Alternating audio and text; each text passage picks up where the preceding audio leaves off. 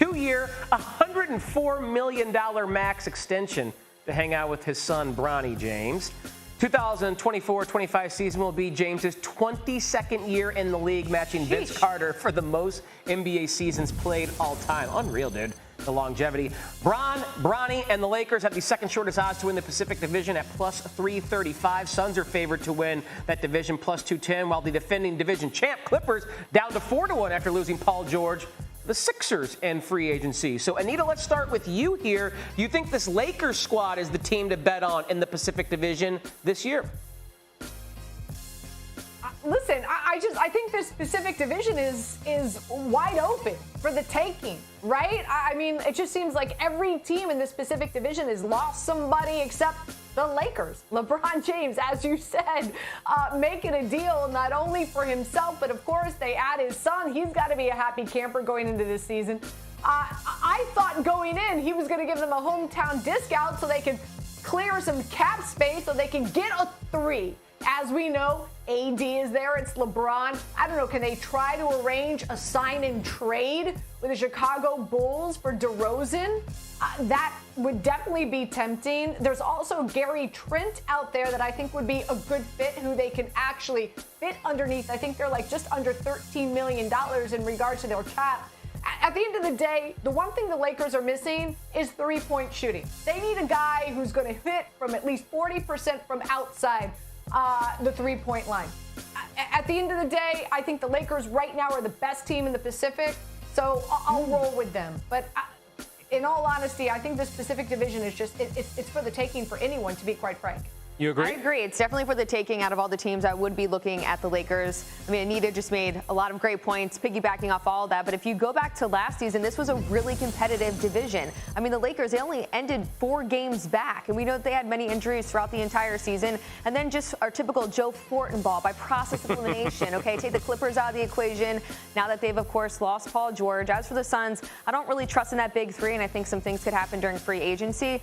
The Kings, I think, could be worth a look. The Warriors I'm out on, but again, via process of elimination with the Lakers, they haven't won it since 2019, but how many more seasons does LeBron have under his belt? Like maybe just one more final push. Now that Bronny's on the team, giving it their all, figure some things out during free agency and whatnot, but especially with the price, we'll go with the Lakers. I agree. It is wide open. Lakers make some sense. I'd sprinkle some action on the Kings if they can bounce back. Let's hop to another division, North by Northwest. The Oklahoma City Thunder are favorites to repeat as division champs here. Plus 140 the price.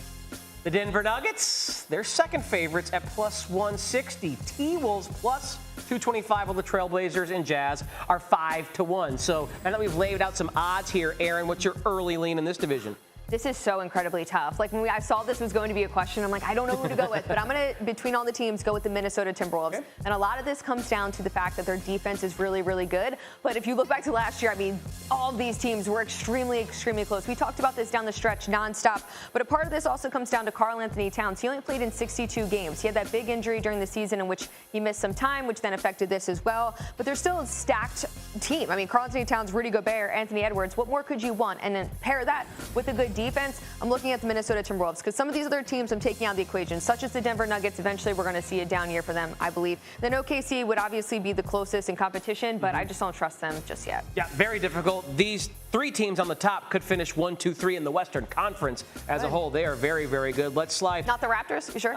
No, I don't think either the Blazers or the Jazz. No one competing there. Let's bring Anita back in here because I'm curious if she is having as much trouble handicapping this one as well. Anita, how do you feel about this Northwest? Is there a team you want to bet on right now?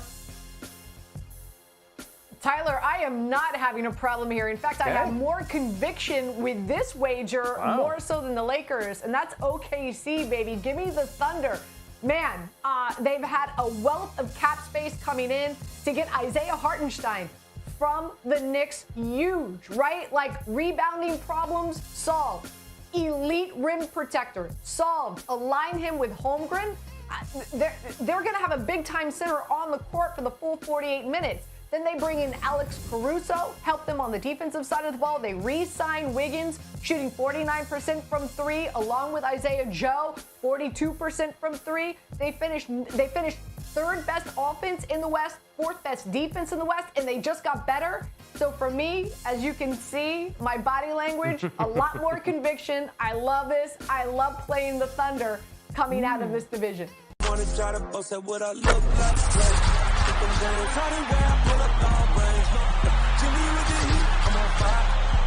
It's NBA on the ESPN.